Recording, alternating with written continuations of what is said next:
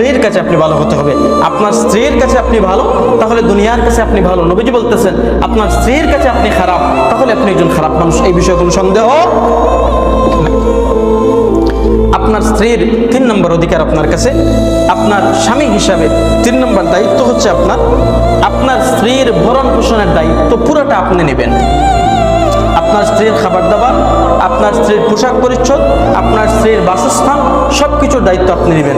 আল্লাহ পাক রব্বুল আলামিন সূরা তালাকের 7 নম্বর আয়াতে বলেন, লিয়ুনফিক যু সাআতিন মিন সাআতি, তোমাদের যেই রকম সামর্থ্য আছে সেই সামর্থ্য অনুযায়ী তোমরা তোমাদের স্ত্রীদেরকে তাদের ভরণ পোষণ দাও। আপনার সামর্থ্য আছে, আপনি আপনার স্ত্রীকে 10,000 টাকা দিয়ে শাড়ি এনে দিতে পারবেন, আপনি যদি সেইটা না করে কিপটামি করেন, তাহলে এর জবাব আল্লাহ পাক রব্বুল আলামিনের কাছে আপনাকে দিতে হবে।